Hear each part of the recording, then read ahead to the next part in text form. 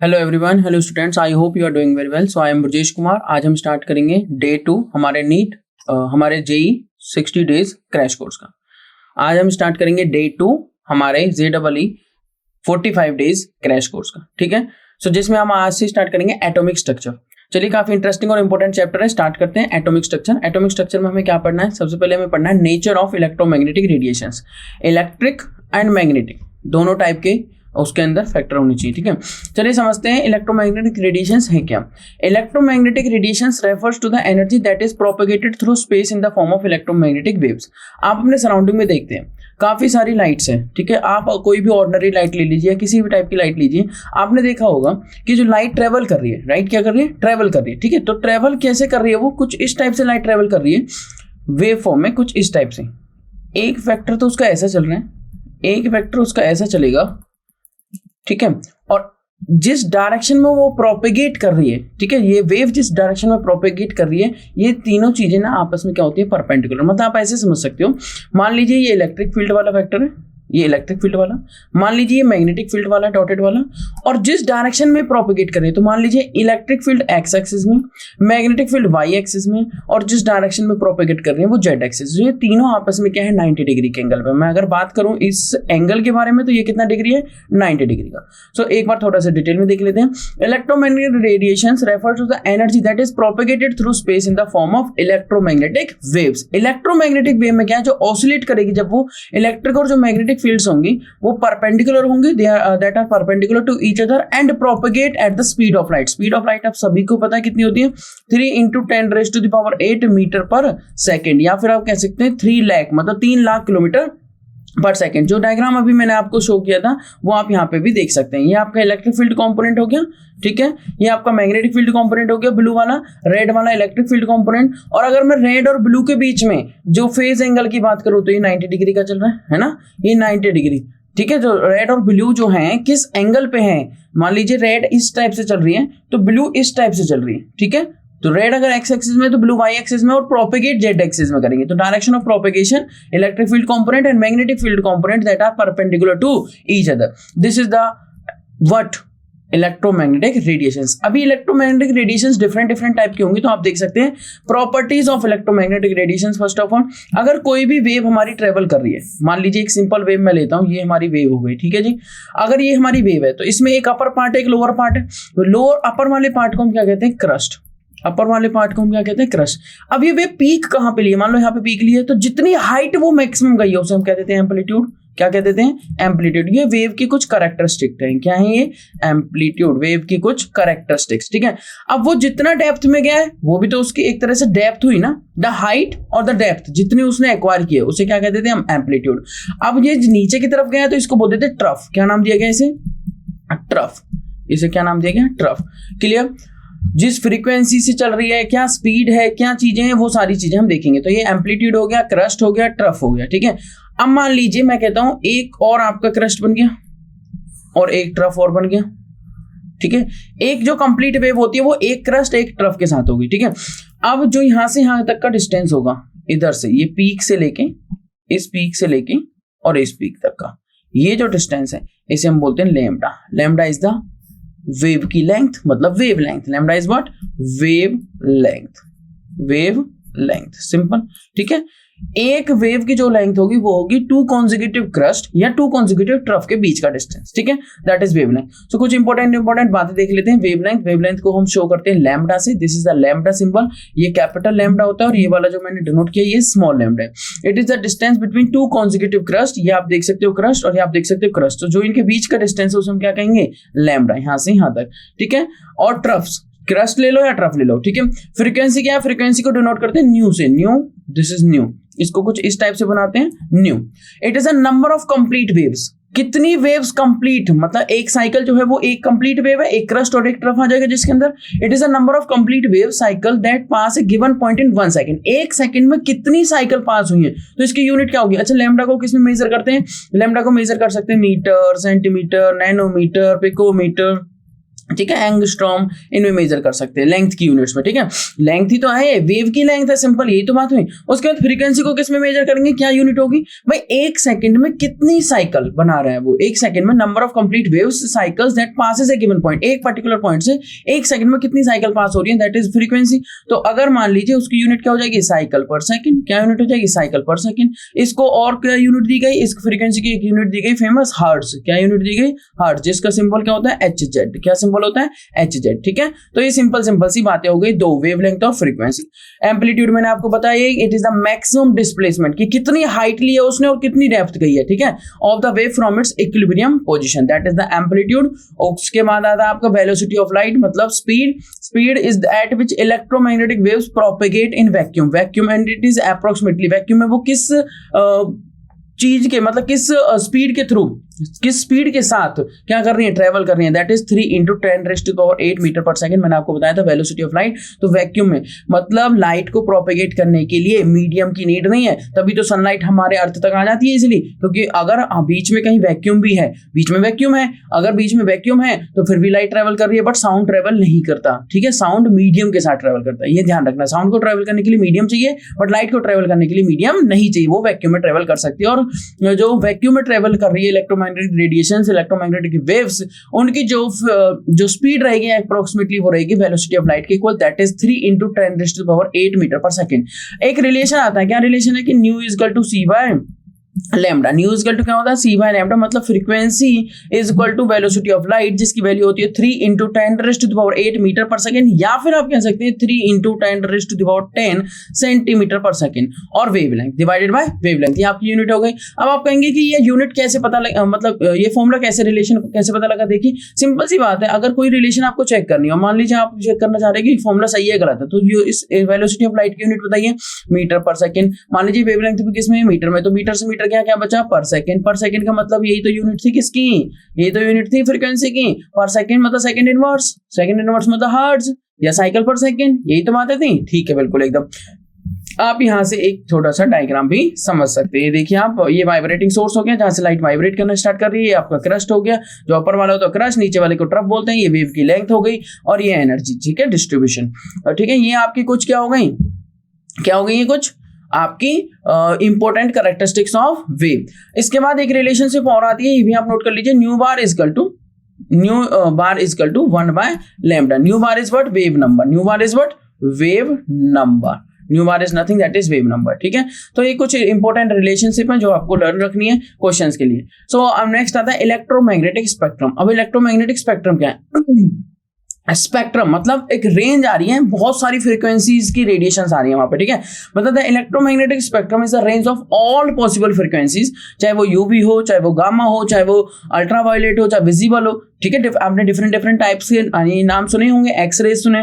ठीक है, तो जो इलेक्ट्रोमैग्नेटिक स्पेक्ट्रम है, that is the spectrum, that is the range of all possible frequencies of electromagnetic radiations. It includes various types of waves such as radio waves हो गया, microwaves हो गया, infrared हो गया, विजिबल लाइट हो गया, ultra हो गया, यूवी रेज हो गया, मतलब एक्सरेज हो गया, गामा रेज हो गया। ईच टाइप ऑफ वेव, सभी वेव्स की अपनी क्या होगी, डिफरेंट प्रॉपर्टीज एंड एप्लीकेशंस। ठीक है, आपने देखा एक्सरेज की अपनी अपनी एप्लीकेशंस है, गामा रेज की अपनी एप्लीकेशंस है, यूवी रेज की अपनी एप्लीकेशंस है। ठीक है, IR की अपनी एप्लीकेशंस है। आपने देखा होगा जो रिमोट्स होते हैं उनमें कौन सा IR यूज होता है, इंफ्रारेड। ठीक है, विजिबल की अपनी एप्लीकेशंस है, माइक्रोवेव्स ओवन हम यूज करते हैं, उनकी अपनी एप्लीकेशंस है। सभी की अपनी अपनी क्या है, एप्लीकेशंस है, सभी की अपनी अपनी रेंज है, क्योंकि फ्रीक्वेंसी और वेवलेंथ की क्या है, रेंज। अगर फ्रीक्वेंसी और वेवलेंथ की रेंज है तो थोड़ी देर बाद हम ये भी पढ़ेंगे कि फ्रीक्वेंसी और वेवलेंथ को हम एनर्जी से रिलेट कर सकते हैं, मतलब एनर्जी की भी क्या है, रेंज है। तो मैं आपको एक पैटर्न दिखाता हूं, ये आप देख सकते हैं पैटर्न। ठीक है, सो इसमें ये है आपका इलेक्ट्रोमैग्नेटिक स्पेक्ट्रम, और आप देख सकते हैं इलेक्ट्रोमैग्नेटिक स्पेक्ट्रम कहां से स्टार्ट हुआ, गामा रेज से, और गामा रेज ये आपकी गामा रेज होगी, उसके बाद आई एक्स रेज, उसके बाद यूवी, फिर इंफ्रारेड, और यूवी और इंफ्रारेड के बीच में आ चुका है विजिबल स्पेक्ट्रम। ठीक है, विजिबल की जो रेंज है वो है 400 नैनोमीटर, 400 नैनोमीटर से लेके 750 नैनोमीटर, 400 नैनोमीटर से लेके 750 नैनोमीटर। और 750 नैनोमीटर में क्या है, ये है आपकी वेवलेंथ की रेंज। किसकी रेंज बता रहा हूं मैं, वेवलेंथ इज व्हाट, लैम्डा। अगर कहे कि वेवलेंथ दे दी और आपको फ्रीक्वेंसी बतानी है तो बहुत सिंपल है, अगर फ्रीक्वेंसी ऑफ लाइट से, वेलोसिटी ऑफ लाइट से वो चीज ट्रेवल कर रही है तो क्या हो गया, nu is equal to C by lambda. इसके थ्रू आप रिलेशनशिप के के थ्रू आप न्यू को लैम्डा, लैम्डा को न्यू में कन्वर्ट कर सकते हैं इजीली। IR के बाद आता है माइक्रोवेव, फिर आ जाता है रेडियो वेव्स। रेडियो वेव्स में FM AM आपने सुना ही होगा, ठीक है। उसके बाद आ जाती है लॉन्ग रेडियो वेव्स, ठीक है। ये आपका फ्रीक्वेंसी जो हर्ट्ज में दिया हुआ और ये आपकी लैम्डा जो मीटर में दी हुई है। क्या रेंज है, कहां से स्टार्ट हुआ, 10⁻24 से स्टार्ट हुआ और फिर 10⁻0 तक गए हैं। और लैम्डा की यूनिट आप देख सकते हैं मीटर में है और 10⁻8 यहाँ से -16 तक है। अब इस पैटर्न को याद कैसे करें एग्जाम पॉइंट ऑफ व्यू से, तो बहुत सिंपल है। नॉर्मिर UV WXYZ।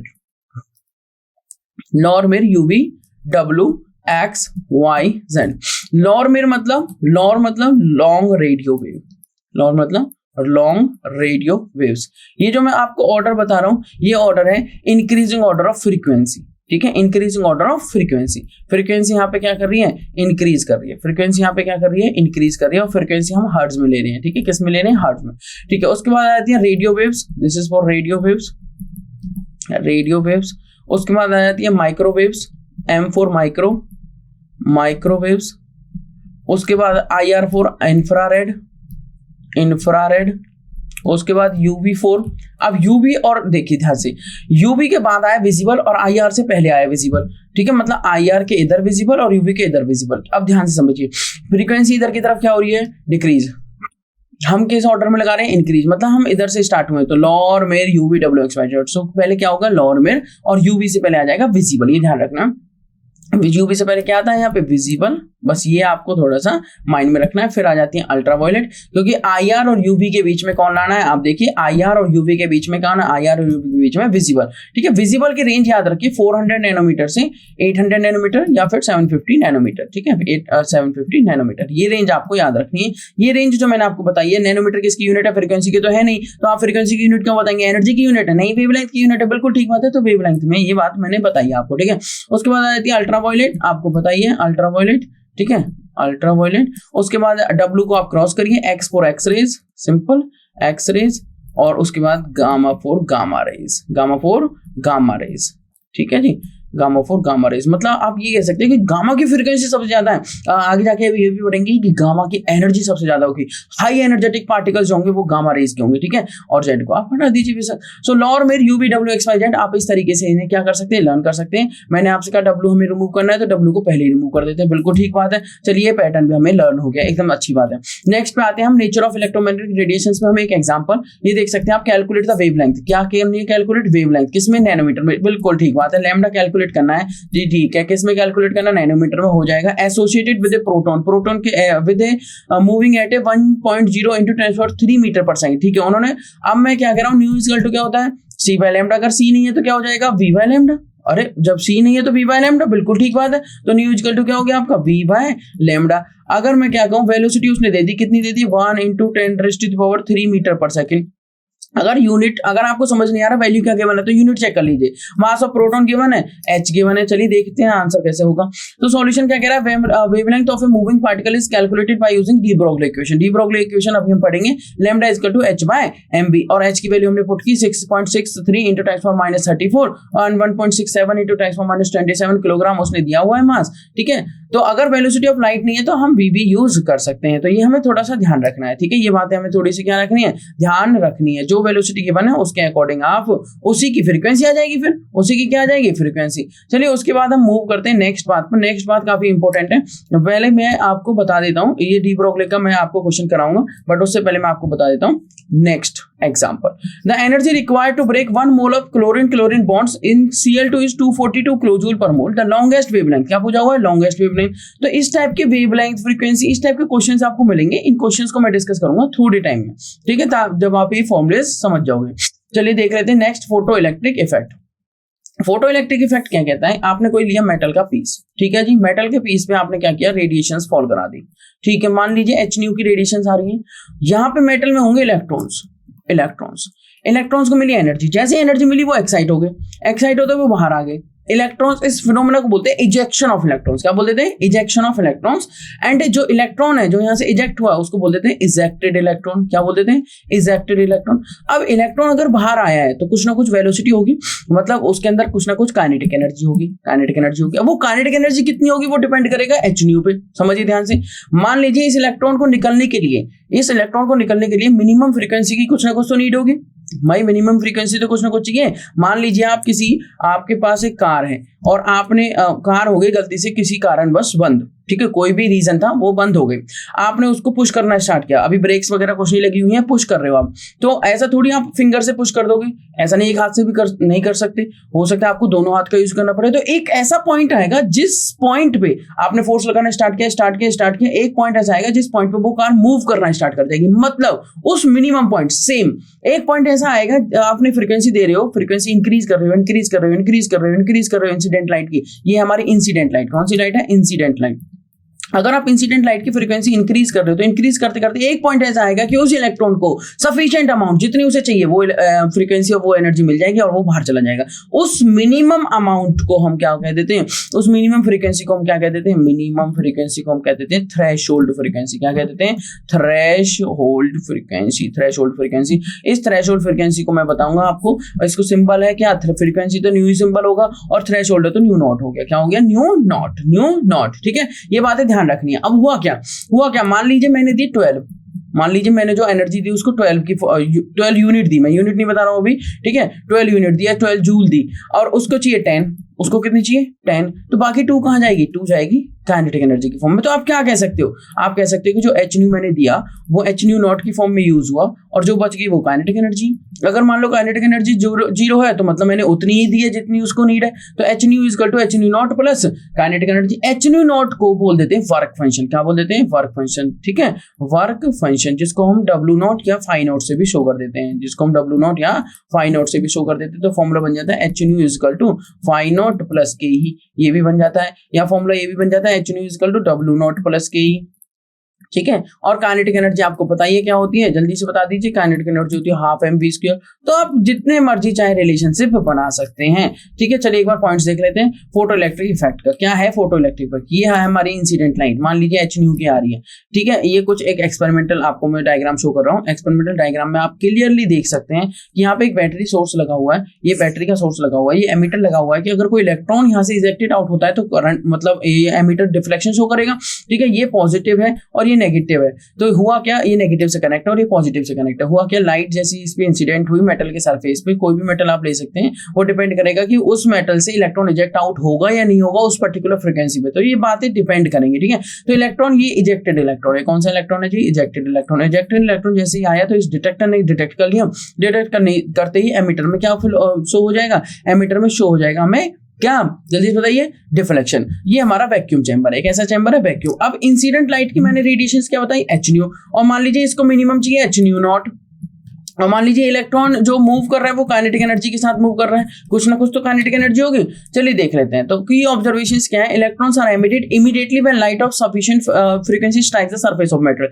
ये ऐसा नहीं है कि मान लो इसमें कोई लैग नहीं रहेगा, मान लो इलेक्ट्रॉन आया, लाइट इंसिडेंट की, ठीक है, फॉल की सरफेस पे, फिर इलेक्ट्रॉन्स को सफिशिएंट अमाउंट ऑफ एनर्जी मिली, फिर वो कुछ टाइम बाद इजेक्टेड आउट होगा, ऐसा नहीं, जैसे ही लाइट मिली उसको सफिशिएंट अमाउंट, वो इजेक्टेड आउट, ठीक है। सो साइमल्टेनियस प्रोसेस है, इंस्टेंट प्रोसेस, ठीक है। The number of emitted electron depends on the intensity of the number, जितने इलेक्ट्रॉन्स एमिट होंगे वो डिपेंड करेगा intensity of the incident light and the kinetic energy of the emitted. अब मान लीजिए intensity of the incident light पे depend करता है। मान लीजिए आपने जो आपके इलेक्ट्रॉन है उसको चाहिए एनर्जी मान लो 20 या फ्रीक्वेंसी 20 और आप दे रहे हो 18, बट आपने इंटेंसिटी बहुत ज्यादा कर रखी है, तो ऐसा थोड़ी वो इलेक्ट्रॉन इजेक्टेड आउट नहीं होगा, तो आप एक्सपेक्ट नहीं कर सकते। तो चाहे आप 1 घंटे के लिए उसको भी फॉल कराओ या 2 घंटे का फॉल कराओ, जब तक उसको मिनिमम अमाउंट ऑफ फ्रीक्वेंसी नहीं मिलेगी तब तक वो इजेक्टेड आउट नहीं होगा। तो the number of emitted electron depends on the intensity of the incident light. The kinetic energy of the emitted electrons increases with increasing frequency of the incident light. Increase करता है किसके साथ, increasing frequency of the incident light. ये बात ध्यान रखनी है, frequency अगर इंक्रीज होगी तो काइनेटिक एनर्जी इंक्रीज होने लगेगी, क्योंकि आप देख सकते हो कि मिनिमम अमाउंट ऑफ फ्रीक्वेंसी तो यूज हो चुकी है। अब अगर आप फ्रीक्वेंसी इंक्रीज करोगे तो वो कहां जाएगी, काइनेटिक एनर्जी की फॉर्म में। ये बात समझिए ना ध्यान से। अगर मान लीजिए आपने दी 15, उसको चाहिए 10, और बाकी जो 5 यूज हुई वो किस फॉर्म में हुई, काइनेटिक एनर्जी की फॉर्म में। आपने दी उसको चाहिए 10, मतलब एच न्यू नॉट के 10, और आपने कितनी दी 15। अब समझिए ध्यान से, मान लीजिए आपने कर दी 18, उसको कितनी चाहिए अभी भी 10। अब बाकी जो यूज हुई वो कहाँ, तो अगर आप फ्रीक्वेंसी को इंक्रीज कर रहे हो तो काइनेटिक एनर्जी इंक्रीज नहीं हो रही है, क्योंकि जो मिनिमम अमाउंट ऑफ फ्रीक्वेंसी वो तो फिक्स्ड है। तो इन छोटी छोटी बातों को आपको ध्यान रखना है, कुछ इंपॉर्टेंट पॉइंट्स हैं। Einstein propose that light is made up of discrete particles, ठीक है। अब आइंस्टीन की एक्सप्लेनेशन देख लेते हैं फोटोइलेक्ट्रिक इफेक्ट के लिए। And that are called photons. ये फोटोन्स जो होते हैं इन्हें आप क्या कह सकते हैं, स्मॉल पैकेट्स की फॉर्म में। आइंस्टीन स्मॉल पैकेट्स की फॉर्म में जो लाइट है वो बाहर आ रही है, ठीक है। That is a Planck's quantum theory. Planck's quantum theory भी एक आती है। प्लैंक्स क्वांटम थ्योरी ने क्या कहा कि जो हमारी लाइट है वो किस फॉर्म में बाहर आ रही है, स्मॉल पैकेट्स की फॉर्म में। कॉन्टिन्यूस फॉर्म में नहीं आ रही, वो आ रही है स्मॉल स्मॉल पैकेट्स की फॉर्म में, डिस्क्रीट मैनर में, ठीक है। सो जब लाइट बाहर आ रही है तो स्मॉल पैकेट्स की फॉर्म में आ रही है। उन स्मॉल पैकेट्स को क्या बोला गया, उन स्मॉल पैकेट्स को बोला गया क्वांटम। क्या बोला गया, क्वांटम, या आप कह सकते हो क्वांटम, ठीक है। और ईच क्वांटा की अपनी एक पर्टिकुलर एनर्जी होगी जिसको बोल जाएगा ई, और E is equal to h nu बोल जाएंगे। क्या बोल जाएगा, h nu. In case of photon, in case of इस क्वांटम को क्या बोला गया, फोटोन। इस इन केस ऑफ, अगर ये क्वांटम किससे मूव कर रहा है, वेलोसिटी ऑफ लाइट से, तो इसे क्या बोलते हैं, फोटोन, ठीक है। तो ये आपकी बातें हुई स्मॉल पैकेट्स वाली। अब E equal to h nu हो गया। तो Einstein propose that light is made up of discrete particles called photons. Photons की जो एनर्जी रहेगी वो एच न्यू रहेगी। Nu is the frequency, nu is what, nu is frequency. So each photon carries energy given by this equation. E equal to h nu, is the energy, h is the Planck's constant. Planck's constant की मैं आपको value बताता हूं, that is fixed value 6.626 into 10 raised to the power minus 34 joule second. ये बातें आपको mind में रखनी है हमेशा। New is the frequency of the light. New और इसके बीच में एक रिलेशन है, तो यहाँ से एक फॉर्मूला और बन जाता है।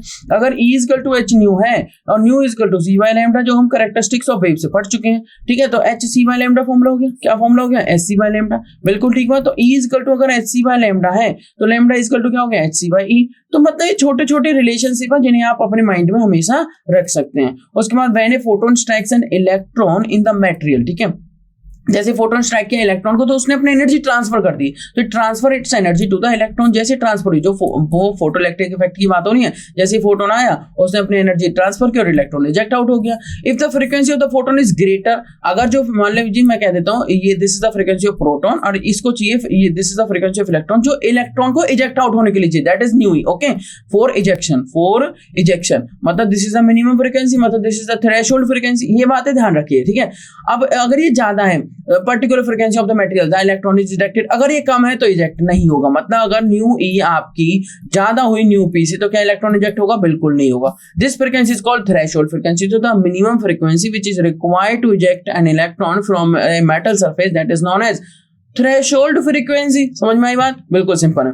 Kinetic energy of an ejected electron, क्या फॉर्मूला मैंने बताया था भाई, एच न्यू है वो किसके इक्वल है, h nu naught plus kinetic energy, और जो एच न्यू नॉट है वो क्या रहेगा, फाई। तो h nu is equal to क्या रहेगा, फाई बोल दीजिए, फाई नॉट बोल दीजिए, फाई नॉट भी बोल सकते हैं, कोई प्रॉब्लम नहीं है। तो फाई नॉट प्लस के ई, और के ई क्या हो जाएगा कि W h nu minus phi naught, h nu minus phi naught, बिल्कुल ठीक बात है। वर्क फंक्शन मैंने बताया था, फाई नॉट क्या होता है, वर्क फंक्शन, ठीक है। फाई नॉट क्या है, वर्क फंक्शन, मतलब H nu not is the threshold frequency, ठीक है।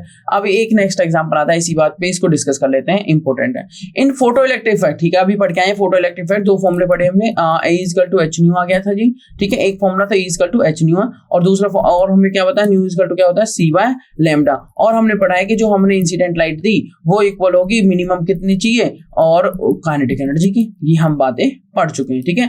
अब देखते हैं थ्रेशोल्ड वेवलेंथ, ठीक है जी, वेवलेंथ की फॉर्म में बात कर रहा है, मतलब उसने कहा कि लैम्डा नॉट 380 नैनोमीटर है, बिल्कुल कोई प्रॉब्लम नहीं है। If the wavelength of incident है, अच्छा जो लाइट आ रही है उसकी वेवलेंथ है, इंसिडेंट के लिए चलो आई लिख देते हैं, जो लाइट आ रही है उसकी वेवलेंथ है 260 नैनोमीटर। कह रहा है कि मैक्सिमम काइनेटिक एनर्जी, अब अगर जो आ रही है वो 260 है, जितनी चाहिए वो 380 है, तो मैक्सिमम काइनेटिक एनर्जी पूछिए, तो काइनेटिक एनर्जी बता दीजिए, और एनर्जी गिवन है इलेक्ट्रॉन वोल्ट में 1237 बाय लैम्डा इन नैनोमीटर। देख लेते हैं सॉल्यूशन। थ्रेशोल्ड वेवलेंथ गिवन है 380, wavelength of incident light given है 260 nanometre. Using Einstein relation of photoelectric effect, हमें एक बात बताएं कि काइनेटिक एनर्जी जो होगी वो किसके इक्वल होगी भाई, H nu minus h nu not. अरे सिंपल सी बात है, एच न्यू जो है वो किसके इक्वल है, जितनी चाहिए, और जो बच गई वो काइनेटिक एनर्जी में यूज होगी। तो काइनेटिक एनर्जी मैक्सिमम किस बात पे डिपेंड करेगी कि कितनी फ्रीक्वेंसी बच गई है, यही तो बात है। मतलब H nu minus h nu not इस बात पे तो डिपेंड करेगी। अब जो ये होगा सबट्रैक्ट वाली वैल्यू, वो काइनेटिक एनर्जी मैक्सिमम हो जाएगी। तो हमने क्या किया, kinetic energy maximum equal to h nu minus h nu naught. उसने कहा है E चीज उसने एक बात कही है कि जो एनर्जी है वो आप लीजिए 1237 बाय लैम्डा। अब ये बात किस बेस पे कही है वो देख लेते हैं, मैं आपको बता देता हूँ। आपने एक फॉर्मूला पढ़ा E equal to h nu, बिल्कुल ठीक बात। आपने एक फॉर्मूला पढ़ा E equal to h nu, और न्यू क्या होता है जी आपका, न्यू होता है सी बाय लैम्डा। अगर न्यू आपका सी बाय लैम्डा होता तो आपने ये बोल दिया E equal to h c by lambda. अगर आपने ऐसे बोल दिया E equal to h c by lambda तो सिंपल सी एक बात समझिए ध्यान से, अगर आपने बोल दिया E equal to h c by lambda तो जो C है वो वेलोसिटी ऑफ लाइट है, लैम्डा आपकी वेवलेंथ हो गई, ठीक है। अगर आपने E equal to h c by lambda बोला हुआ है तो मेरी बात ध्यान से समझिए, E equal to h nu c समझ लीजिए। जब आपने H जो वैल्यू फिक्स्ड है और जो C वैल्यू फिक्स्ड है, मतलब इन दोनों का मल्टीप्लाई करके उसने दे दिया खुद से 1237, तो उसने कहा कि आप ये यूज करिए E equal to 1237 by lambda. ये जो E है ना ये इलेक्ट्रॉन वोल्ट में, ये जो मल्टीपल है उसने यूज किया वो इलेक्ट्रॉन वोल्ट के अकॉर्डिंग यूज किया है। अब आप बताइए आंसर, तो अब हम बता देंगे, बिल्कुल ठीक बात है। H nu equal to E equal to 1237 by lambda electron volt given है। E नॉट अगर मैं बोलूं तो मैं लैम्डा की जगह लैम्डा नॉट रख सकता हूं, 1237 by lambda not electron volt. Equation number 1 और 2 हमारे पास आ चुकी हैं। फ्रॉम इक्वेशन 1 और 2 काइनेटिक एनर्जी मैक्सिमम, हमने क्या किया, काइनेटिक एनर्जी मैक्सिमम क्या है, h nu minus h nu not. H nu is what E और H nu not is what E not, बिल्कुल ठीक बात है। तो E और E नॉट को कर दिया मैंने, और E की वैल्यू क्या है 1237 बाय लैम्डा, और ये क्या है minus 1237 by lambda naught. 1237 common आ गया, 1 by lambda minus 1 by lambda naught. 1 by lambda की वैल्यू पता है आपको 260 और इसकी लैम्डा नॉट की 380, वैल्यू पुट की, सॉल्व किया, आंसर आ गया 1.5 इलेक्ट्रॉन वोल्ट। तो काइनेटिक एनर्जी जो आई है वो किस में आई है, इलेक्ट्रॉन वोल्ट में। तो काइनेटिक एनर्जी जो मैक्सिमम है वो कितनी है, 1.5 इलेक्ट्रॉन वोल्ट। कितनी मैक्सिमम काइनेटिक एनर्जी है, 1.5 इलेक्ट्रॉन वोल्ट। ये छोटी छोटी बातें आपको माइंड में रखनी ताकि आपके क्वेश्चंस इजीली बनते रहे। अब आता है नेक्स्ट हाइड्रोजन स्पेक्ट्रम। हाइड्रोजन के लिए स्पेक्ट्रम पढ़ा गया तो उसमें आई 5 सीरीज, एक आई लाइमन सीरीज, ठीक है जी। लाइमन के बाद आई Balmer series, Balmer series. Balmer के बाद कौन सी सीरीज आई जल्दी से बताइए, लाइमन, बाल्मर, पाश्चन। पाश्चन के बाद कौन सी सीरीज आई, ब्रैकेट। ब्रैकेट के बाद कौन सी आई बताइए, पीफर्न। और पीफर्न के बाद आती है हम्फ्रे। कौन सी आती है, हम्फ्रे। तो हमें हम्फ्रे तक नहीं जाना, पीफर्न ही पढ़ लेते हैं बस, ठीक है। पीफर्न और हम्फ्रे, अगर आपको हम्फ्रे भी लिखना है तो हम्फ्रे भी लिख लीजिए, हम्फ्रे, ठीक है, हम्फ्रे। आप समझिए ध्यान से, लाइमन के लिए देखो इसमें क्या रहेगा, इलेक्ट्रॉन एक्साइटेड स्टेट से, मैं बोलूं इलेक्ट्रॉन अपर लेवल से लोअर लेवल की तरफ आ रहा है, ठीक है। इलेक्ट्रॉन अपर लेवल से लोअर लेवल की तरफ आ रहा है तो होगा क्या, इलेक्ट्रॉन ये इस तरफ से एनर्जी इंक्रीज हो रही है। ये मैं आपको यहाँ पे बना के दिखाता हूँ, ऐसे एनर्जी इंक्रीज हो रही है। ये कुछ हमारी लेवल्स है, मान लीजिए n इक्वल टू 1 हो गया, मान लीजिए n इक्वल टू 2 हो गया। ऊपर जाते जाते जो इनके बीच में लेवल्स के बीच में गैप है ना वो कम होता जाता है। मान लीजिए n इक्वल टू 3 हो गया, मान लीजिए n इक्वल टू 4 हो गया। ये इंक्रीज नहीं हो रहा है, मैं आपको बस एक रफली डायग्राम बना रहा हूँ तो ऐसा मत सोचना इंक्रीज हो रहा है, ठीक है। मान लीजिए n इक्वल टू 5 हो गया, इस टाइप से। मान लीजिए n इक्वल टू 6 हो गया। तो अगर मान लो इलेक्ट्रॉन 6 से फर्स्ट पे आ रहे हैं, या 5 से फर्स्ट पे आ रहा है, या 4 से फर्स्ट पे आ रहा है, 3 से फर्स्ट पे आ रहा है, 2 से फर्स्ट पे आ रहा है, तो मतलब एक स्टेट इसमें कॉमन है, आने वाली स्टेट वो कौन सी है, फर्स्ट स्टेट। अगर वो फर्स्ट में आ रहा है तो बोलेंगे लाइमन, क्या बोल देंगे, लाइमन। अगर वो 6 से 2, 5 से 2, 4 से 2, 3 से 2 तो बोल देंगे बाल्मर, क्या बोल देंगे, बाल्मर। अगर वो 6 से 3 इस टाइप से आ रहा है तो बोल देंगे पेस्चन, क्या बोल देंगे, पेस्चन। अगर वो 4 में आ रहा है तो क्या बोल देंगे, अपर लेवल से लोअर लेवल फिक्स्ड है दैट इज 4 तो क्या बोल देंगे, ब्रैकेट। अगर वो इसमें आ रहा है तो क्या बोल देंगे, पीफर्न। अगर वो 6 में आ रहा है तो क्या बोल देंगे, हम्फ्रे, क्या बोल देंगे, हम्फ्रे, ठीक है जी। अब समझिए ध्यान से बातों को। अब हुआ क्या, जो लाइमन सीरीज मान लीजिए वो, ये देखिए आप, ये कौन सी लाइन है, 6 वाली। ये कौन सी लाइन है, 6 वाली। 6 से गया वो फर्स्ट में, अगर वो 6 से फर्स्ट में गया, मैं आपको शो कर देता हूँ, वो 6 से फर्स्ट में गया है, ये देखिए 6 से कहाँ गया है, फर्स्ट में। तो सारी लाइंस फर्स्ट पे जाकर रुक रही है। अगर वो 6 में फर्स्ट में गया है तो जो फ्रीक्वेंसी जिस टाइप की आई वो मैच कर रही थी अल्ट्रावायलेट वाले से। हमने अभी स्पेक्ट्रम देखा था ना, इलेक्ट्रोमैग्नेटिक स्पेक्ट्रम, तो वहां पे फ्रीक्वेंसी को मैच किया गया और फ्रीक्वेंसी की वैल्यू को मैच करने के बाद जो रेंज मिली वो अल्ट्रावायलेट वाली मिली। मतलब लाइमन सीरीज किस में लाई करती है, यूवी में। अच्छा, बाल्मर वाली सीरीज इंपॉर्टेंट है क्योंकि किस में लाई कर रही है, विजिबल में। विजिबल की रीजन क्या था, 400 नैनोमीटर से 750 नैनोमीटर, राइट। क्या बोलेंगे, 400 नैनोमीटर से 750 नैनोमीटर। तो ये देख सकते हैं आप, विबग्योर वाला रीजन। अच्छा, एक चीज और समझिए ध्यान से, आपको पता है जो आपका विजिबल रीजन है उसमें विबग्योर होता है, क्या होता है इसमें, विबग्योर। ठीक है। विबग्योर क्या होता है जी आपका, violet, indigo, blue, green, yellow, orange, red, 7 colours होते हैं। ठीक है, बिल्कुल ठीक बात है, 7 कलर्स हो गए। अब किसकी वेवलेंथ ज्यादा, किसकी वेवलेंथ कम, तो मैं आपको बता देता हूँ, इधर से वेवलेंथ इंक्रीज हो रही है। वेवलेंथ क्या कर रही है, इधर इंक्रीज कर रही है। अगर ये वेवलेंथ इधर की तरफ इंक्रीज कर रही है मतलब रेड की सबसे ज्यादा वेवलेंथ होगी। ठीक है, हाईएस्ट वेवलेंथ किसकी हुई, हाईएस्ट लैम्डा किसका हुआ, रेड का, और वॉयलेट का क्या हुआ, लोएस्ट लैम्डा।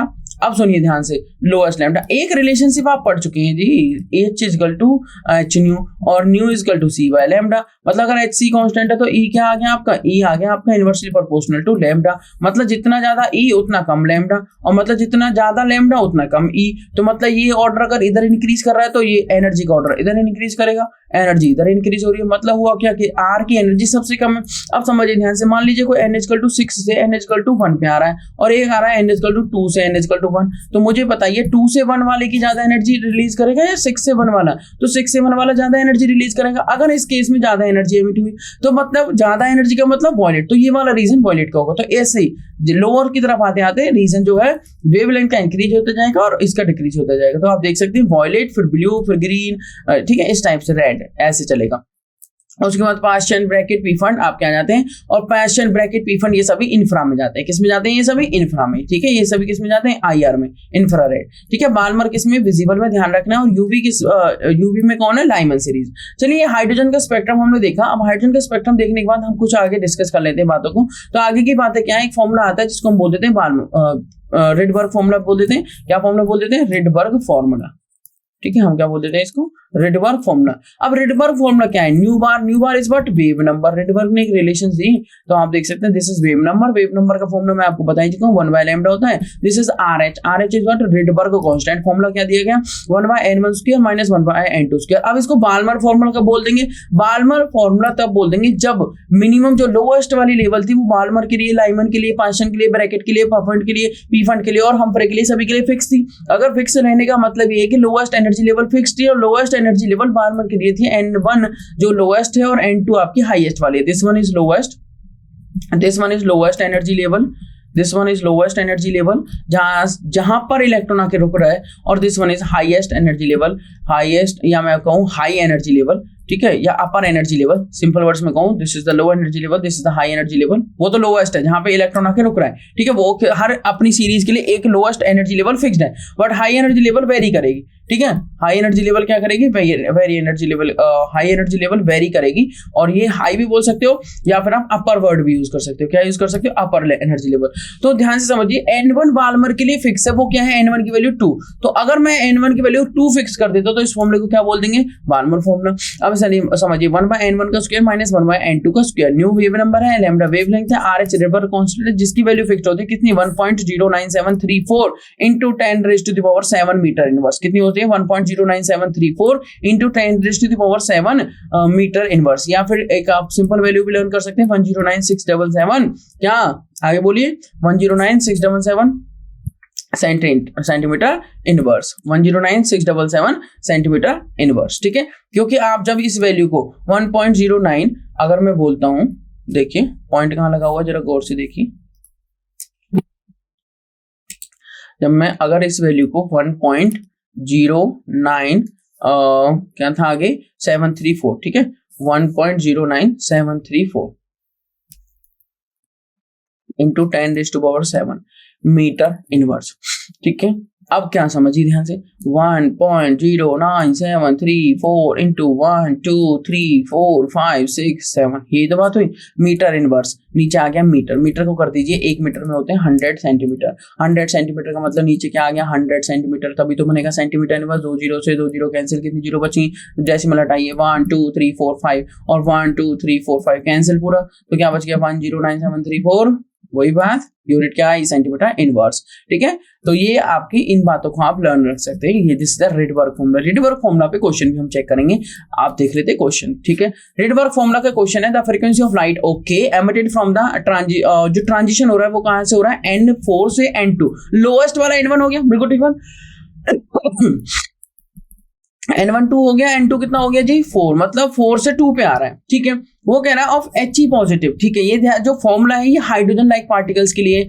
अगर हाइड्रोजन लाइक, अगर जो हाइड्रोजन है, देखिए फॉर्मूला कहता है आपका nu bar is equal to 1 by lambda RH Rydberg constant 1 by n1 का स्क्वायर 1 बाय n1 का स्क्वायर माइनस 1 बाय n2 का स्क्वायर। अगर आपके फॉर्मूले में, ध्यान से समझिए, अगर आपके फॉर्मूले में बातें क्या है, अगर आपके फॉर्मूले में बातें ये वाली हैं कि जो आपका n1 है n2 है ये वाली बातें हैं, तो कोई दिक्कत नहीं है हाइड्रोजन एटम के लिए। बट अगर हाइड्रोजन लाइक स्पीसीज के लिए आ जाता है, मतलब सिंगल इलेक्ट्रॉन स्पीसीज के लिए और हाइड्रोजन लाइक होनी चाहिए जैसे, तो उनके लिए मल्टीप्लाई करना होगा किससे, Z स्क्वायर से। मल्टीप्लाई कितने करना होगा, Z स्क्वायर से, ठीक है।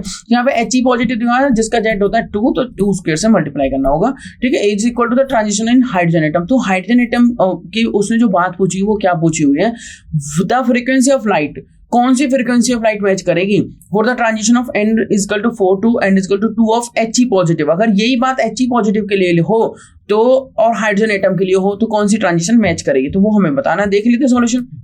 करेक्ट ऑप्शन आएगा बी। कैसे आएगा, n is equal to 2 to n is equal to 1। कैसे, हमें एक बात पता है कि जो वेव नंबर का फॉर्मूला वो होता है nu bar is equal to 1 by lambda RH Z square 1 by n1 square minus 1 by n2 square for hydrogen like particles, for hydrogen like particles, ठीक है। उसके बाद RH की वैल्यू 109677 और गिवन है हमारे n1 2 और n2 4। Frequency of light emitted for the, frequency of light emitted for the transition in the He positive, तो फिर इज इक्वल टू व्हाट, आप देख सकते हैं, ठीक है जी। So the frequency of light emitted for the transition in He positive equal to the frequency of light emitted in the transition for hydrogen atom. यही तो कह रहा है वो, वही तो यही तो बात कह रहा है। आप क्वेश्चन पढ़ सकते हैं ध्यान से। उसने कहा the frequency of light emitted for the transition of from like n is equal to 4 to n is equal to 2 of He positive is equal, ये इक्वल है। अगर फ्रीक्वेंसी इक्वल है तो वेवलेंथ इक्वल होगी, बिल्कुल ठीक बात। अगर ऐसी बात है तो देख लेते हैं फिर आंसर पर, तो बहुत सिंपल हो गया। बड़ा सिंपल कैसे हो गया, देख लेते हैं कैसे सिंपल हो गया। अब हमने क्या किया, इस बात को कवर करने की ट्राई किया। जब ऐसा हुआ तो हमने फॉर्मूला लगाया as their wavelength are the, आप क्या देख सकते हैं यहाँ पे क्लियरली देख सकते हैं, वहां पे लिखा हुआ है फॉर्मूला फॉर He पॉजिटिव। देखिए यहाँ पे the frequency of light emitted for the transition He positive is equal to the frequency of light emitted in the transition for hydrogen atom, ठीक है। हम क्या कह सकते हैं कि वेवलेंथ भी इक्वल होनी चाहिए, बिकॉज हमें पता है nu is equal to C by lambda. ये रिलेशनशिप हम पढ़ चुके हैं in the properties of what, in the characteristics of what, wave, ठीक है। He पॉजिटिव मैंने आपको बताया था this is hydrogen like species, 1 electron system है इसके अंदर में, 1 इलेक्ट्रॉन है, 1 इलेक्ट्रॉन है तो हाइड्रोजन लाइक स्पीसीज हो गया। और इसका Z है 2, Z क्या है 2, Z मतलब atomic number. So nu bar का फॉर्मूला है 1 by lambda is equal to RH 2 का स्क्वायर, 2 मतलब Z square 1 by n1 square minus 1 by n2 square. Similarly हम फॉर्मूला को अप्लाई करेंगे किसके लिए, हाइड्रोजन एटम के लिए। सिमिलरली हम फॉर्मूला किसके लिए अप्लाई करेंगे जी, देखते हैं। हाइड्रोजन एटम के लिए अगर हम फॉर्मूला अप्लाई करते हैं तो क्या होता है, ये फॉर्मूला बन जाता है nu bar is equal to 1 by lambda, nu bar is equal to 1 by lambda RH 1 का स्क्वायर, 1 का स्क्वायर मतलब क्योंकि हाइड्रोजन का Z क्या होता है 1, और 1 by n1 square minus 1 by n2 square. दोनों फॉर्मूले इसके इक्वल रखते हैं क्योंकि वेवलेंथ इक्वल है, बिल्कुल ठीक बात।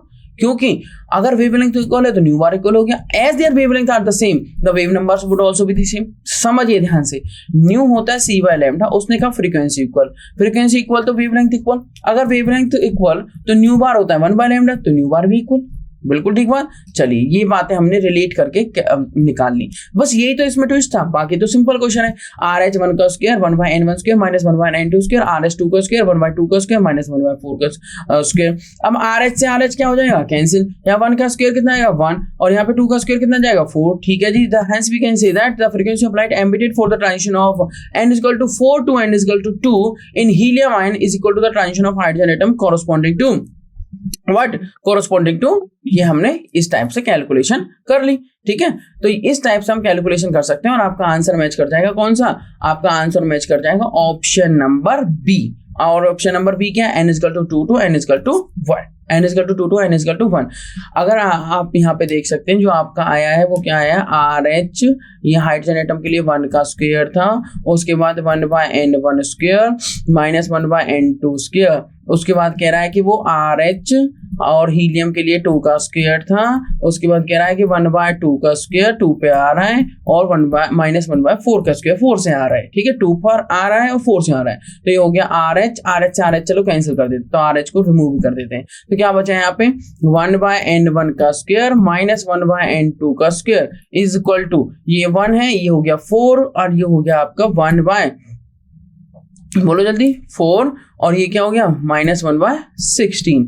आपने ले लिया एलसीएम। जब आप एलसीएम ले लेंगे तो जब आप इसको सॉल्व करेंगे तो ये क्या आएगा, ये n1 की वैल्यू आ जाएगी 2 और n2 की वैल्यू n1 की वैल्यू आ जाएगी 1 और n2 की वैल्यू कितनी आ जाएगी 2। n1 की वैल्यू 1 और n2 की वैल्यू कितनी आ जाएगी 2। आप जब ये इक्वेशन पुट करेंगे, जरा पुट करके देख लीजिए, यहाँ पे 2 पुट कर, यहाँ पे 1 पुट करिए 1/1 और ये 1 n2 की वैल्यू क्या पुट करनी है 2, तो 2 2 क्या हो गए 4, तो 4 कितना आया, ये आ गया आपका 3/4। जरा इसको देख लीजिए 4, ये कितना आया एलसीएम 16, यहाँ पे कितना आ गया 4, यहाँ पे कितना आ गया 1, कितना आया जी जरा बताइए 4 × 3/16 मतलब 4 4 16 मतलब कितना आ गया 3/4। दोनों इक्वल है तो आंसर क्या हुआ सेम, आंसर क्या हुआ सही। ठीक है, चलिए मूव करते हैं नेक्स्ट बात पे। नेक्स्ट आते हैं आपके एटॉमिक मॉडल्स। एटॉमिक मॉडल्स में हम जे थॉमसन मॉडल पढ़ते हैं, फिर रदरफोर्ड मॉडल पढ़ते हैं, उसके बाद आता है हमारा बोहर मॉडल। चलिए बोहर मॉडल इंपॉर्टेंट है, यहाँ से समझिए। बोहर के अंदर कुछ पोस्टुलेट्स हैं, जैसे electron can move around the nucleus in a circular path of a fixed radius. ये हमारा न्यूक्लियस हुआ, बोहर ने क्या किया कि इलेक्ट्रॉन्स मूव कर रहे हैं around the nucleus in circular paths. But problem क्या थी रदरफोर्ड के अंदर कि जब इलेक्ट्रॉन्स मूव कर रहे थे, रदरफोर्ड इस बात को नहीं बताया था, जब इलेक्ट्रॉन्स मूव कर रहे हैं तो वो सर्कुलर पाथ्स में तो मूव कर रहे हैं, but due to electromagnetic theory वो क्या कह रहे थे कि इलेक्ट्रॉन क्या करेगा, रेडिएट करेगा एनर्जी, और कुछ टाइम बाद पाथ सर्कुलर स्पाइरल हो जाएगा और इलेक्ट्रॉन फॉल कर जाएगा न्यूक्लियस में। पता atom is unstable but atom is quite stable, हमें ये बात तो पता है। अगर एटम स्टेबल है तो बोहर ने उस बात को मॉडिफाई किया। बोहर ने क्या कहा कि इलेक्ट्रॉन जिस सर्कुलर पाथ में रिवॉल्व कर रहा है उस सर्कुलर पाथ में वो एनर्जी रेडिएट नहीं करेगा। जैसे मान लीजिए सोलर सिस्टम, सोलर सिस्टम क्या कहता है कि एक बार मान लीजिए कोई ये जैसे हमारी अर्थ है, अर्थ की तरफ आपने कोई सैटेलाइट भेज दिया और अर्थ के चारों तरफ वो सैटेलाइट घूमने लगी, तो एक बार वो ऑर्बिट उसने ले लिया तो वो उसी ऑर्बिट में घूमती रहेगी अनटिल अनलेस उससे कोई चीज स्ट्राइक ना करे या वो अपना पाथ किसी और तरीके से चेंज ना करे। ठीक है, दैट्स द पॉइंट। तो वो उसी पाथ को हमेशा लेती रहेगी। तो ये बात है, electrons can move around the nucleus in a circular path of fixed radius, जिनकी रेडियस फिक्स्ड है, एनर्जी फिक्स्ड है, और पाथ नोन एज ऑर्बिट्स बोल सकते हो, स्टेशनरी स्टेट्स बोल सकते हो, एनर्जी सेल्स बोल सकते हो और अलाउड एनर्जी स्टेट बोल सकते हो। ठीक है, electron can jump between energy levels, electron यहां से यहां जा सकता है, मान लीजिए 1 से 2 आ सकता है, 1 से 3 आ सकता है, 3 से 1 जा सकता है, 3 से 2 जा सकता है, इस टाइप से जंप कर सकता है एटसेट्रा। और एब्जॉर्बिंग और emitting energy in the form of photons. बिल्कुल ठीक बात है, हम पढ़ चुके हैं। थर्ड पॉइंट कहता है the frequency of radiation, frequency की यूनिट क्या होती है सेकंड इनवर्स या फिर आप बोल सकते हो हर्ट्ज। ठीक है, the frequency of radiations absorbed और emitted when transition occurs between two stationary states that differ in the energy by delta E. मान लीजिए वो कहां से कहीं से भी ऊपर से नीचे गया, मान लीजिए हायर एनर्जी से लोअर एनर्जी या लोअर एनर्जी से हायर एनर्जी की तरफ गया, तो जो चेंज इन एनर्जी होगा वो किसके इक्वल होगा एच न्यू के। चेंज इन एनर्जी किसके इक्वल हो जाएगा एच न्यू के। नेक्स्ट बात आती है फोर्थ द एंगुलर मोमेंटम। देखिए चेंज इन एनर्जी का कॉन्सेप्ट ज्यादा प्रॉब्लम वाला नहीं है, आप समझिए ध्यान से। मान लीजिए न्यूक्लियस है, ये हमारी फर्स्ट एनर्जी लेवल है जिसको हम n = 1 बोल रहे हैं। मान लीजिए हमारा n = 2 है, मान लीजिए इलेक्ट्रॉन 2 से 1 आ जा रहा है, तो इसकी एनर्जी क्या होगी E2, इसकी एनर्जी क्या होगी E1, जो माइनस करके आएगा डेल्टा E वो किसके इक्वल होगा E2 - E1। मान लीजिए E2 क्या हो गया hν2, मान लीजिए E1 क्या हो गया hν1, h क्या आ गया कॉमन ν2 - ν1 करके कुछ ना कुछ वैल्यू आएगी जिसको हम क्या बोल दिया न्यू, तो डेल्टा E क्या हो गया एच न्यू। खत्म बात। नेक्स्ट पॉइंट पे आते हैं एटॉमिक मॉडल्स पे। नेक्स्ट पॉइंट कहता है angular momentum of an electron is quantized, मतलब MVR इज मतलब this is the angular momentum. जो हमारा लीनियर मोमेंटम होता है वो होता है PV, बट अगर हम रेडियस को भी कंसीडर करके चलें तो वो बन जाता है एंगुलर मोमेंटम, जो हो जाता है MVR। क्या हो जाता है MVR। जो हमारा MVR है एंगुलर मोमेंटम, भाई यहाँ तो इलेक्ट्रॉन रिवॉल्व कर रहा है तो कौन सा मोमेंटम काउंट होगा एंगुलर मोमेंटम।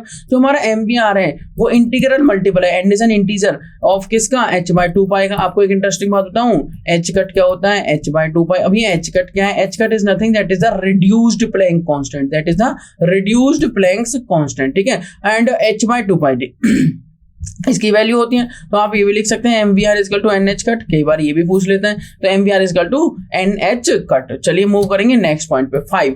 अब एनर्जी क्या होगी, energy of the stationery state. भाई फर्स्ट है स्टेशनरी स्टेट या सेकंड सेल की बात कर रहे हैं या थर्ड सेल की बात कर रहे हैं या फोर्थ सेल की बात कर रहे हैं एटसेट्रा, ऑफ हाइड्रोजन एटम। सिर्फ हाइड्रोजन एटम की बात कर रहे हैं या हाइड्रोजन लाइक पार्टिकल्स की बात करेंगे, तो उसका फॉर्मूला दिया गया En = -RH1/n²। RH क्या है रिडबर्ग कांस्टेंट, RH क्या है रिडबर्ग कांस्टेंट। अब इस बात को देख लेते हैं। For hydrogen like species it means He positive Li2 positive with atomic number Z। Atomic number उनका अपना होगा बट उसके सिंगल इलेक्ट्रॉन रहेंगे वो। ठीक है, radius of nth orbit, radius क्या बोली गई 52.9 into n²/z, 52.9 पिकोमीटर, या फिर आप बोल सकते हो Rn = 0.529 into n² by z angstrom. ठीक है जी, ये आपको बातें ध्यान रखनी है। 1 पिकोमीटर में क्या होता है मैं वो भी बता देता हूँ, कुछ छोटे छोटे यूनिट कन्वर्जेंस। जैसे 1 नैनोमीटर में होता है जी आपका 10⁻⁹ मीटर, 1 माइक्रोमीटर में होता है 10⁻⁻6 मीटर, ये तो आपको बताइए। 1 पिकोमीटर में होता है 10⁻⁻12 मीटर, और 1 एंगस्ट्रॉम में होता है आपका 10⁻⁻10, ठीक है, 1 मीटर। 1 एंगस्ट्रॉम में कितना होता है 10⁻⁻10 मीटर। तो ये आपको छोटी छोटी बातें ध्यान रखनी है। Rn = 52.9 into n² picometre. अब मान लीजिए आपने कहा पिकोमीटर को एंगस्ट्रॉम में कैसे कर दिया, बहुत सिंपल सी बात है। एक पिकोमीटर में होते हैं, आपने क्या किया देखिए ध्यान से, मैं कुछ इंपॉर्टेंट बातें इसलिए बता रहा हूँ ताकि आपको कन्वर्जन में प्रॉब्लम ना आए। n²/z आपने कहा पिकोमीटर, ठीक है जी, आपने कहा एक पिकोमीटर में होता है 10⁻12 मीटर, मैंने इसको यहाँ पे पुट कर दिया। Rn आ गया 52.9 इंटू n²/z इंटू 10⁻12 मीटर। आपने कहा कि मैं 2 यूनिट यूज करना चाहता हूँ, अगर मैंने कहा 52.9 इंटू n² इंटू 10⁻12, मैंने कहा 100 से मल्टीप्लाई करो, 100 से डिवाइड करो, इस 100 को यहाँ पे यूज करो तो ये बन जाएगा = 0.529 इंटू n²/z, और ये बन जाएगा इंटू में 10⁻10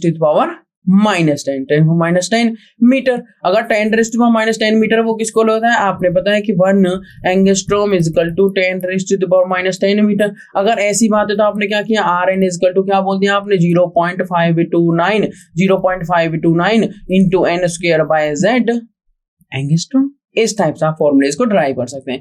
आपने क्या देखा, आपने एक चीज देखी कि जो Rn है वो डायरेक्टली प्रोपोर्शनल है n² के, और इनवर्सली प्रोपोर्शनल किसके है, Rn इनवर्सली प्रोपोर्शनल है z के। जितना ज्यादा z होता जाएगा उतनी ज्यादा r क्या होती जाएगी, कम होती जाएगी, ठीक है, ये चीज ध्यान रखनी है। उसके बाद नेक्स्ट आता है energy of the nth orbit. Energy का जो फॉर्मूला दिया था वो भी, और ये वाले फॉर्मूले इसकी -2.18 इंटू 10⁻18 z²/n²। जो Rn n²/z था, यहाँ पे एनर्जी क्या उसकी z²/n², मतलब एनर्जी जितना ज्यादा z होता जाएगा उतनी ज्यादा एनर्जी इंक्रीज होती जाएगी, और जितना ज्यादा n इंक्रीज होता जाएगा सेल बढ़ती जाएगी, ठीक है, उस तरीके से आप देख सकते हैं। बट ये वैल्यू किस में लिखी हुई है, माइनस में, तो ध्यान रखना है जितना ज्यादा z होते जाएगा उतनी ज्यादा एनर्जी कम होती जाएगी, और जितना ज्यादा n होता जाएगा उतनी ज्यादा एनर्जी क्या होती जाएगी, इंक्रीज होती जाएगी। तो और क्या लिखा हुआ है, नेक्स्ट आता है ये वाला फॉर्मूला -13.6 z²/n²। कॉम्पैक्ट फॉर्मूला भी आप यूज कर सकते हैं, ये इलेक्ट्रॉन वोल्ट में, ये जूल में, ठीक है, ये बातें आपको ध्यान रखनी है। चलिए वेलोसिटी का फॉर्मूला आ जाता है Vn = 2.18 into 10⁸ into z/n centimetre पर सेकेंड। यहाँ पे n की वैल्यू हो सकती है 1 2 3 4 5 6 7 एंड सो ऑन। नेक्स्ट आ जाता है लिमिटेशन। हम बोहर के अंदर कुछ लिमिटेशंस भी थी, क्या लिमिटेशंस थी, बोहर कुछ बातें एक्सप्लेन नहीं कर पाया था, उसने सिंपल बातें बता दी, बहुत अच्छी बातें भी बताई, बट वो एक्सप्लेन नहीं कर पाया spectrum of atoms with more than 1 electron, मतलब मल्टी इलेक्ट्रॉन के बारे में बात ही नहीं कर पाया, मल्टी इलेक्ट्रॉन सिस्टम के बारे में बात ही नहीं कर पाया। मान लीजिए हाइड्रोजन के बारे में बात कर दी, हीलियम पॉजिटिव के बारे में बात कर दी, बट अगर मैं हीलियम के बारे में बात कर लूं तो नहीं बता पाया, क्योंकि हीलियम 2 इलेक्ट्रॉन सिस्टम है। हीलियम कैसा है, 2 इलेक्ट्रॉन सिस्टम। हाइड्रोजन और हीलियम पॉजिटिव 1 इलेक्ट्रॉन सिस्टम है। It could not explain the fine spectral lines. ऐसा हुआ कि जो स्पेक्ट्रल लाइंस थी वो फर्दर कुछ फाइन स्पेक्ट्रल लाइंस में डिवाइड हो रही थी under the influence of magnetic field और इलेक्ट्रिक फील्ड, राइट। तो देखा गया ऐसा, बट वो एक्सप्लेन नहीं कर पाया। ज़ीमन इफेक्ट, जो कि splitting of spectral lines under the influence of magnetic field, और splitting of spectral of like you can see could not explain the Zeeman effect and star effect। तो मैग्नेटिक फील्ड के अंदर जो स्पेक्ट्रल लाइन स्प्लिट हो रही थी उसे हम क्या कहते हैं, Zeeman इफेक्ट। और स्टार इफेक्ट, अगर इलेक्ट्रिक फील्ड के अंदर जो लाइन स्प्लिट हो उन्हें हम क्या कह देंगे, इलेक्ट्रिक। तो splitting of spectral lines under the influence of electric field, that is known as Stark effect, इस टाइप से हमारी बातें होने लगी। नेक्स्ट आता है अब एग्जांपल 5। एग्जांपल 5 क्या कहता है, which of the following is the energy of a possible excited state of hydrogen. अब पॉसिबल एक्साइटेड स्टेट उसने पूछा हुआ है।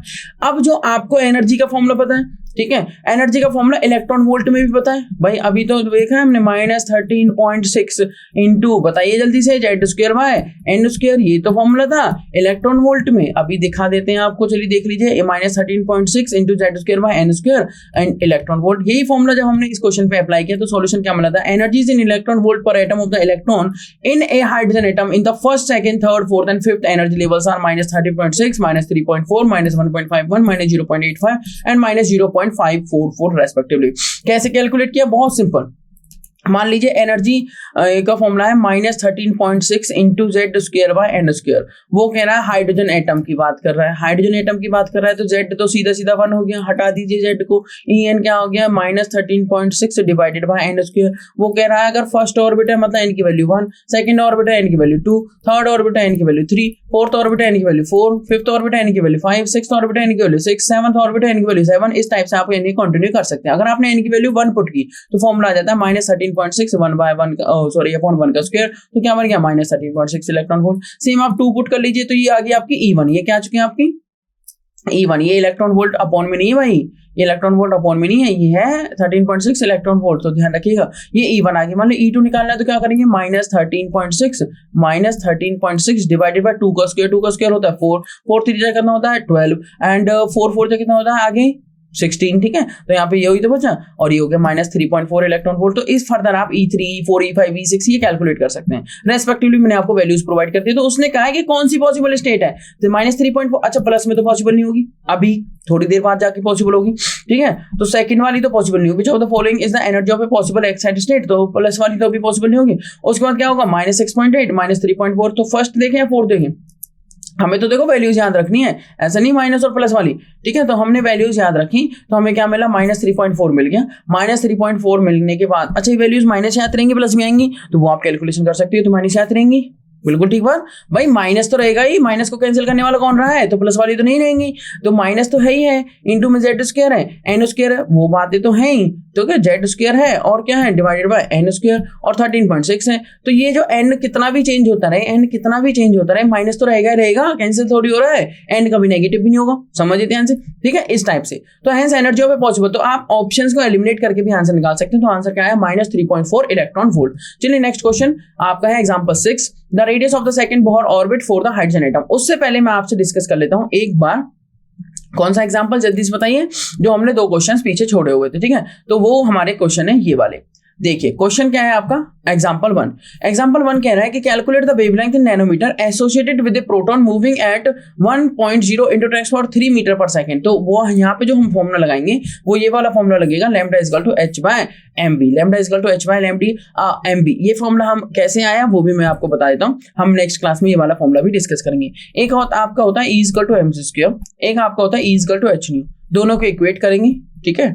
mc² is equal to h nu, तो क्या हो जाएगा mc² is equal to hc by lambda by nu is equal to c by lambda. c से c कैंसिल हो गया, लैम्डा क्या आ गया h अपॉन mc। ये तो आ गया इन केस ऑफ फोटोन। बट अगर कोई पार्टिकल किसी और स्पीड से मूव कर रहा है तब क्या हुआ, lambda is equal to h by mb। अगर कोई पार्टिकल स्पीड ऑफ लाइट से चल रहा है तो ये, और नहीं तो ये। अब उसने स्पीड ऑफ लाइट तो नहीं गई, उसने कही है वो इस वेलोसिटी से मूव कर रहा है, इस वेलोसिटी से मूव कर रहा है फोटोन, तो ठीक है हमने लगा दी डी ब्रोगली इक्वेशन। क्या कहता है, lambda is equal to h by mb, mb 6.63 into 10⁻34 upon 1.67 into 10⁻27 into 1 into 10⁻3। तो हमने क्वेश्चन सॉल्व किया तो आंसर आ गया 0.40 into 10⁻⁹ मीटर, जो कि लैम्डा है। आप कह सकते हैं 0.40 नैनोमीटर भी कह सकते हैं, क्योंकि 1 nanometre is equal to 10⁻⁹ metre. इन्हीं छोटी छोटी बातों का ध्यान रखना है। एग्जांपल 2 देख लेते हैं, energy required to break 1 mole of chlorine bonds, ठीक है। इस क्लोरीन का एक बॉन्ड है, उसको ब्रेक करने के लिए इन Cl2 हमें जो एनर्जी चाहिए वो चाहिए 242 किलोजूल पर मोल। लॉन्गेस्ट वेवलेंथ की बात हो रही है। अगर लॉन्गेस्ट वेवलेंथ ज्यादा है तो एनर्जी कम होगी, बिल्कुल ठीक बात। E equal to h nu होता है और nu equal to c by lambda होता है ना। न्यू क्या होता है, c बाय लैम्डा, मतलब एनर्जी इनवर्सली रिलेटेड है लैम्डा के। अगर वो कह रहा है लैम्डा ज्यादा है तो एनर्जी कम होगी, तो शॉर्टेस्ट मतलब कम एनर्जी के लिए पूछ रहा है। Of capable of breaking a chlorine bond is this, okay. कुछ वैल्यूज गिवन है आपको, वेलोसिटी ऑफ लाइट और एवोगाड्रो नंबर जिसकी वैल्यू फिक्स है 6.022 into 10⁻23 पर मोल इनवर्स, ठीक है। To calculate the longest wavelength of light that can be break the chlorine bond we can use the formula. हमें चाहिए E is equal to NSC by lambda. मतलब आपको बताइए E equal to क्या होता है, h न्यू। अगर कुछ पार्टिकल्स की बात कर लेंगे तो नंबर ऑफ पार्टिकल्स से मल्टीप्लाई कर देंगे, NH न्यू हो जाएगा। क्या हो जाएगा, NH न्यू। यहाँ पे E energy required to break the bond, E क्या है, energy required to break the bond. H is Planck's constant जिसकी वैल्यू फिक्स है 6.022 into 10⁻⁻34 joule second. C is the speed of light जिसकी value fix है 3 lakh kilometre पर second या 3 into 10⁸ metre per second. उसके बाद लैम्डा क्या है, लैम्डा आपका वेवलेंथ है। और आपको बताइए N क्या है, N मैंने आपको अभी बताया, N is the number of molecules या number of photons required. N क्या है, number of photons required. N Avogadro number हमें गिवन है कि N जो है वो है 242 242 into 10⁻³ molecules, ठीक है। n क्या है 242 into 10⁻³ molecules। we can substitute the values in the formula। जब हमने फॉर्मूले में वैल्यूज पुट की as lambda is equal to NHC/E, ठीक है। तो by E is equal to क्या हो गया NH, what we can say NHC/λ। तो लैम्डा क्या हो गया NHC/E। जब n की वैल्यू क्या है 242 इंटू 10⁻³, उसके बाद हमने h की वैल्यू पुट कर दी 6.022 इंटू 10⁻34। उसके बाद velocity of light 3 into 10⁸ metre per second upon E। Since we are solving for the longest wavelength, we can assume that the energy required to break the bond is equal to the bond dissociation energy. उस bond को break करने के लिए जो energy चाहिए ना, वो इस एनर्जी के इक्वल होगी, ठीक है, of chlorine which is approximately 242 kilojoule पर मोल हमें दी हुई है। मतलब energy is equal to 242 into 10 kilojoule को चेंज कर दिया 10⁻³ इंटू जो आपका है 242 किलोजूल पर मोल इंटू 6.022 इंटू 10⁻23 मॉलिक्यूल्स पर मोल, एंड ये आपका आंसर आ जाता है 9.71 इंटू 10⁻19 जूल। 9.71 इंटू 10⁻19 जूल आपका ये क्या आ गया आंसर। इस आंसर के बाद आप इन वैल्यूज को पुट करेंगे और आपका करेक्ट आंसर आ जाएगा 492 नैनोमीटर। तो इस टाइप से आप इन क्वेश्चंस को क्या कर सकते हैं, सॉल्व कर सकते हैं, ठीक है। अभी मूव करेंगे हम कुछ अनदर क्वेश्चंस में। ये कुछ क्वेश्चंस हैं आपकी प्रैक्टिस के लिए, इन क्वेश्चंस को आप प्रैक्टिस कर सकते हैं। चलिए उससे पहले हम मूव कर लेते हैं एक बार डी ब्रोगली इक्वेशन और कुछ क्वेश्चंस और डिस्कस कर लेते हैं, ठीक है। तो आप देख सकते हैं example 6, the radius of the second Bohr orbit for hydrogen atom is, what is the radius Rn पूछा हुआ है। वेरी गुड, हमें फॉर्मूला पता है, देख लेते हैं। Rn is equal to R1 for hydrogen, जो कि हमें पता है कितनी होती है 0.529 भाई हाइड्रोजन का, क्योंकि फर्स्ट ऑर्बिट के लिए हाइड्रोजन की n की वैल्यू 1 होगी और z 1 ही होता है, तो जो आई वो यही आई, ठीक है। 0.529 है इंटू n²/z, तो 0.529 को अप्रोक्सीमेट लिख दिया 0.53 इंटू n की वैल्यू उसने कहा है सेकंड ऑर्बिट के लिए बताई, तो 2 का स्क्वायर और z की वैल्यू 1, तो 0.53 इंटू में 4, आंसर कितना आ जाएगा आपका, मल्टीप्लाई कर दीजिए, वो आपका आंसर आ जाएगा अप्रोक्स 0.212, ठीक है। अप्रोक्स 0.212 क्या 0.212, ठीक है। तो इस टाइप से आप आंसर्स को क्या कर सकते हैं, कैलकुलेट कर सकते हैं, ठीक है। चलिए 4 ये क्या लिखा हुआ है एंगस्ट्रॉम, 4 क्या लिखा हुआ है एंगस्ट्रॉम, क्योंकि 0.529 एंगस्ट्रॉम में पुट करते हैं तो ये आंसर भी किस में आएगा एंगस्ट्रॉम में। मूव करेंगे डी ब्रोगली प्रिंसिपल पे, जिसका क्वेश्चन मैंने अभी आपको बताया। डी ब्रोगली प्रिंसिपल क्या कहता है, according to the de Broglie hypothesis, moving material particles behaves like a wave at times and like a particle at other times. The wavelength of a particle is inversely proportional to its momentum. ये कैसे पता लगा अभी मैं बताऊंगा। The de Broglie wavelength can be calculated using the equation lambda is equal to h/p. Lambda is the wavelength, h is the Planck's constant, p is the momentum of the particle, p is the linear momentum here. तो उस question को discuss करने से पहले मैं आपको एक बार ये फॉर्मूला कैसे ड्राइव हुआ वो बता देता हूँ। According to Einstein equation, E is equal to mc square।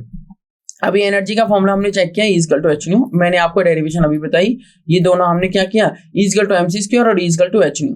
तो हमने क्या किया इक्वेशन 1 और 2 को इक्वल रख दिया, क्योंकि एनर्जी लेफ्ट साइड इक्वल है, तो हमने क्या किया mc square is equal to h nu कर दिया, ठीक है। एक फॉर्मूला हमें पता है अकॉर्डिंग टू जो हम पढ़ चुके हैं कैरेक्टरिस्टिक्स ऑफ वेव, न्यू क्या होता है c/λ बाय फ्रीक्वेंसी क्या होती है velocity of light divided by lambda, तो h c/λ रख दूं, क्या सीधे c कैंसिल हो सकता है, बिल्कुल हो सकता है, तो क्या बचा mc upon mc is equal to h/λ। अगर मैं लैम्डा को इधर लेके जाऊं और mc को नीचे ले आऊं तो बिल्कुल ये बन गया lambda is equal to h/mc। अगर ये h/mc है जो पार्टिकल स्पीड ऑफ लाइट से चल रहे हैं, ये किसके लिए है, जब पार्टिकल किससे मूव कर रहा है स्पीड ऑफ लाइट से।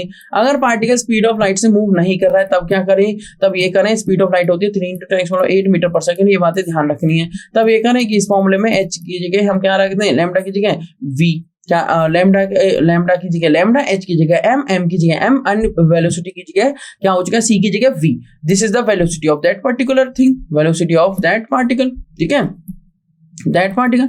अच्छा ऐसा थोड़ी कि हम ही सिर्फ पार्टिकल वेव नेचर शो कर सकते हैं, ह्यूमंस भी कर सकते हैं, बट प्रॉब्लम ये है कि अगर आपकी मान लीजिए एक बात, एक छोटा सा एग्जांपल समझते हैं, h की जो वैल्यू है वो है, ठीक है 6.626 इंटू 10⁻34 जूल सेकेंड, ठीक है जी।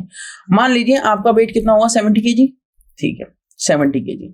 मान लीजिए आपकी वेलोसिटी, आप कितनी वेलोसिटी से मूव कर सकते हैं मैक्सिमम आप कार में नहीं पैदल चल रहे हैं, रनिंग कर रहे हैं, मैं कह रहा हूं आपकी maximum speed 1 kilometre per hour, नहीं सॉरी 1 किलोमीटर पर सेकंड मान लेते हैं, ठीक है, या मान लेते हैं चलिए 30 किलोमीटर पर आवर आप मूव कर रहे हैं, ठीक है।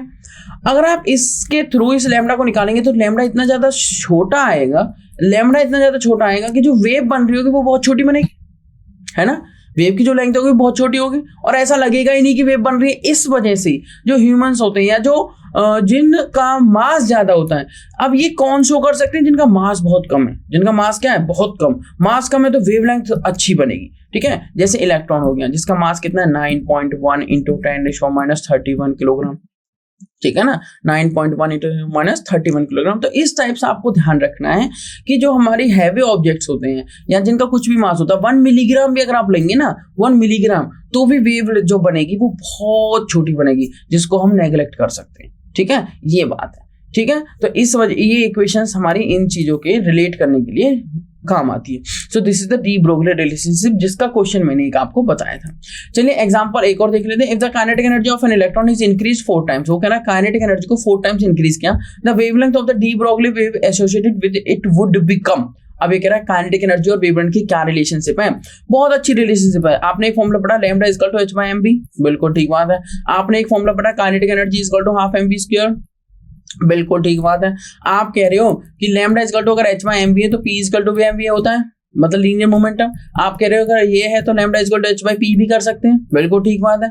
आप कह रहे हो काइनेटिक एनर्जी में मैं क्या करता हूँ, यहाँ पे मैंने रखा हाफ, यहाँ पे मैंने किया m से मल्टीप्लाई, तो ये बन गया m² और v², और नीचे भी m से मल्टीप्लाई कर दिया, कर सकते हैं, ठीक है। मतलब ऊपर नीचे m से मल्टीप्लाई कर दिया मैंने। अब हुआ क्या, आपने लिखा हाफ, इसको लिख सकता हूँ mv का स्क्वायर और इसको लिख सकता हूँ अपॉन m। अगर ये mv का स्क्वायर है तो मैंने इस इक्वेशन से यहाँ पे वैल्यू पुट कर दी, तो क्या बना, kinetic energy is equal to क्या बन गया, हाफ इंटू p का स्क्वायर अपॉन में m। तो काइनेटिक एनर्जी क्या आ चुकी है जी, जल्दी से बताइए। हाँ, काइनेटिक एनर्जी आ चुकी है p² बाय 2m। अगर यहाँ से p की वैल्यू निकालना चाहूँ तो क्या आ जाएगी, जल्दी बताइए। चलिए यहाँ से नहीं, यहाँ से निकाल लेते p की वैल्यू। यहाँ से p की वैल्यू क्या आ जाएगी, h/λ। इस p की वैल्यू को यहाँ पे रख दीजिए, तो बोलिए क्या बना, kinetic energy is equal to, बोलिए जल्दी से, p की वैल्यू h/λ, मतलब h² इंटू में 2m। तो बाकी सब चीज को कांस्टेंट मान के चले तो काइनेटिक एनर्जी क्या होगी, इनवर्सली रिलेटेड होगी किसके, λ² के। अब क्या कह रहा है वो समझिए, फॉर्मूला आ गया हमारा फॉर्मूला आ गया काइनेटिक एनर्जी और लैम्डा के बीच में रिलेशनशिप, ठीक है, 1/λ²। तो वो कह रहा है kinetic energy of an electron को 4 टाइम्स इंक्रीज कर दिया, मतलब आप कर लेते हैं क्वेश्चन को तो वेवलेंथ बता दो। अरे कितना सिंपल क्वेश्चन है। काइनेटिक एनर्जी 1 की बात कर लेता हूँ किस तरीके से करना है, तो ये हो जाता है 1/λ², बिल्कुल ठीक बात। उसके बाद वो कह रहा है काइनेटिक एनर्जी 2 जो कि है 4 ऑफ काइनेटिक एनर्जी 1, यही तो बात है, 4 इंटू काइनेटिक एनर्जी ऑफ 1 ये है 1/λ², 1/λ²।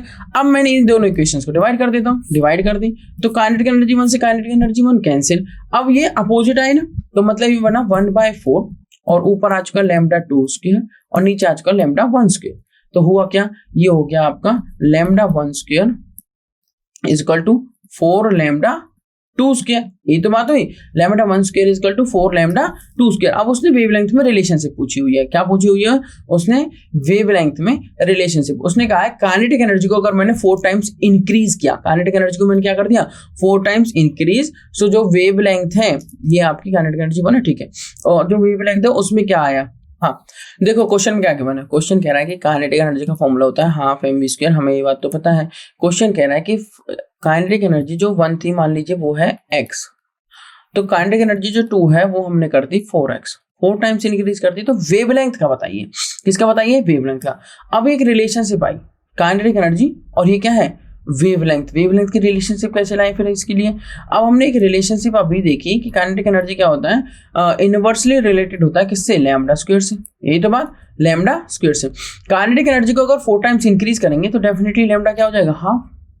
लैम्डा क्या हो जाएगा, जो नई काइनेटिक एनर्जी है वो 4 टाइम्स इंक्रीज होगी तो जो नया लैम्डा होगा वो हाफ हो जाएगा, क्या हो जाएगा, हाफ। कैसे पता लगा, आप यहाँ से देखिए λ² inversely related to 1 kinetic energy, तो लैम्डा क्या आ गया, इनवर्सली रिलेटेड टू √1/k, ठीक है। और लैम्डा इज लैम्डा आप कह सकते हैं 1/ke ऐसे कह सकते हैं, ठीक है जी।